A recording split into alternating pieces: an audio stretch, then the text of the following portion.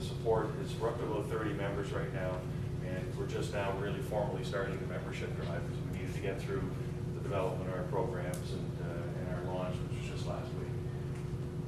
I mentioned the bilateral agreement, so it identifies priorities, areas of mutual interest, which helps drive that collaboration of all the partners. And I mentioned the IREP agreement and NRC. Associate organizations. The other thing we're doing, and this has been helpful to us as we've sort of put the spit and polish on our mentoring and advisory program, for example, the policies and guidelines. 5 minutes, right on track. But it also gives us a network of people we can tap into, resources we can tap into, whether it relates to mentoring or bringing in speakers and specialists for some of our events and so on. And so these are just some of them. I mentioned Innovation America at the outset. Communitech and Waterloo Tech Alliance in London, Ontario, two enabling organizations like us. They've been at it a little longer, they're a little bigger, but we're doing the same stuff. And it's really our peer-to-peer program. We basically, Tech Alliance, we stole their peer-to-peer manual and crossed out Tech Alliance and wrote in Tech Southeast because it's all the same stuff. It's the same principles. And they've been just so generous and so supportive.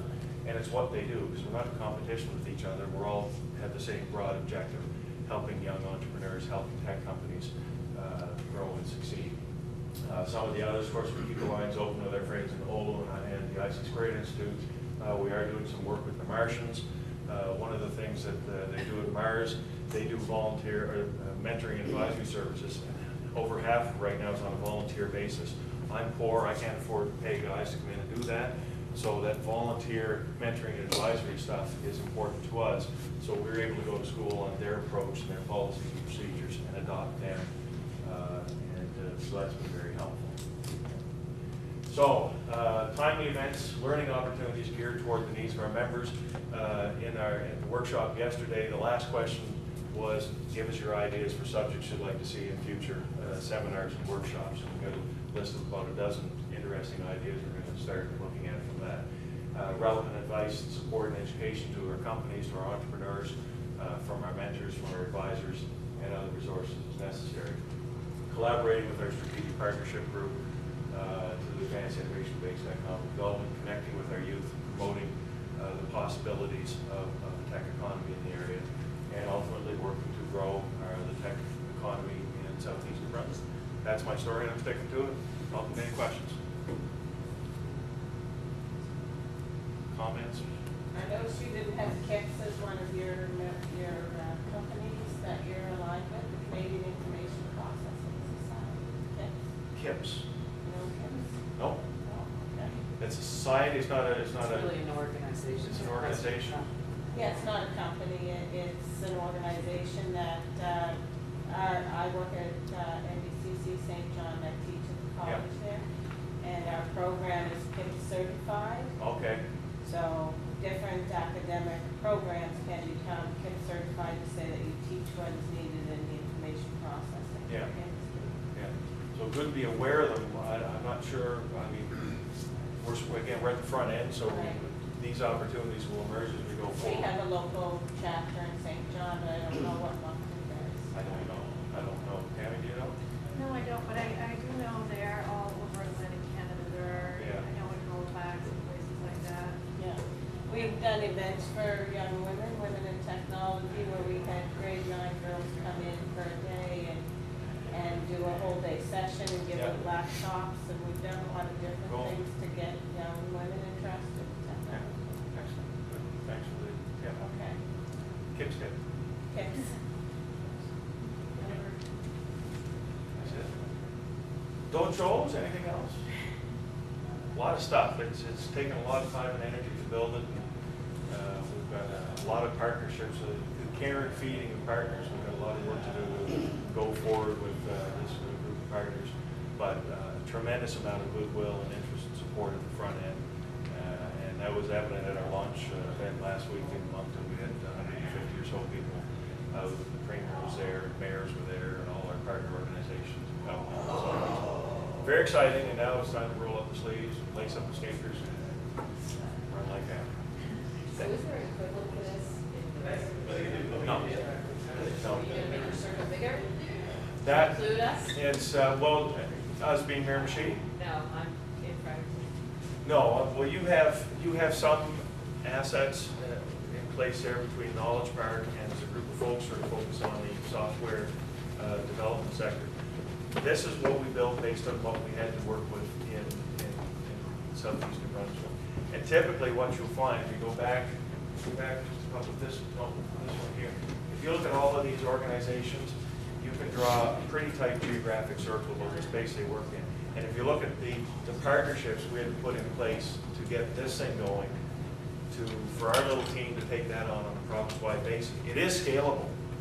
But I think ultimately what we want to get to is something equivalent in Fredericton if they choose to do something different there. And there's nothing like it in St. John at all. But it has to come from the ground up. You can't top down these things. Do you think having too many of these associations, because New Brunswick's not in province? No, but I think we could certainly stand to have one in each of the three metropolitan areas based on the assets and the companies and the stuff you have to work with. No question. I mean, you got one in Waterloo is Kitchener-Waterloo is not that much bigger than Greater Moncton or St. John. Tech Alliance of London is about 400,000, but you've got the smaller communities, PEI Bio Alliance. You can draw about a 10-kilometer circle around Charlottetown, and all their stuff is there. Oceans Advance in St. John's, Newfoundland, working with the cold ocean technology sector. The principles are the same, but if you look around, the Finnish model, I think, is an interesting one for us because they don't have a provincial government in between, so we'd have to find a way to apply it at the provincial level.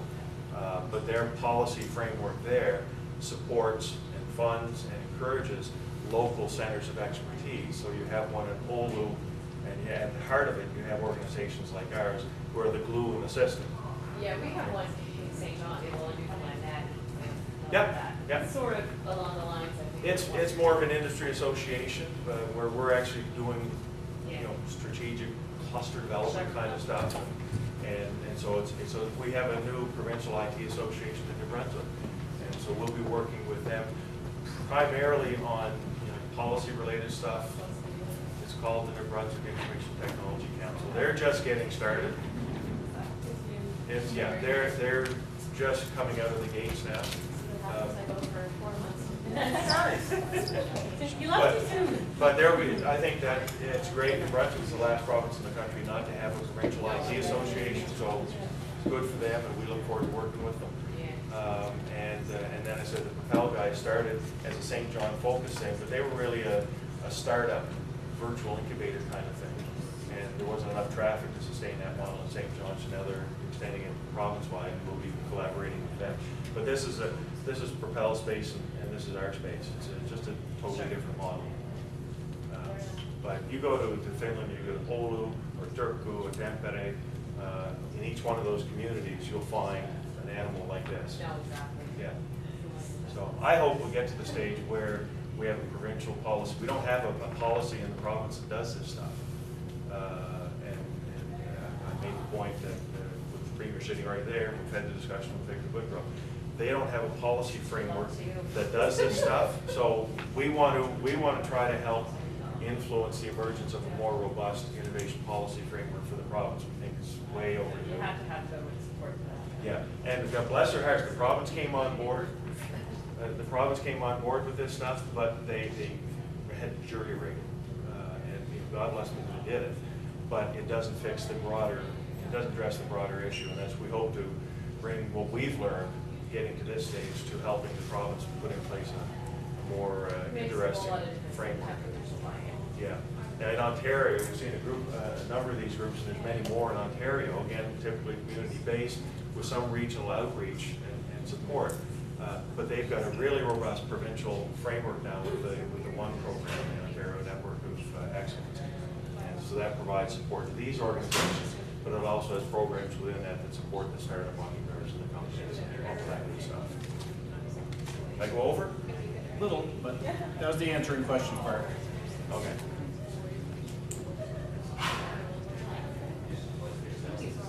Thank you very much, all, and congratulations.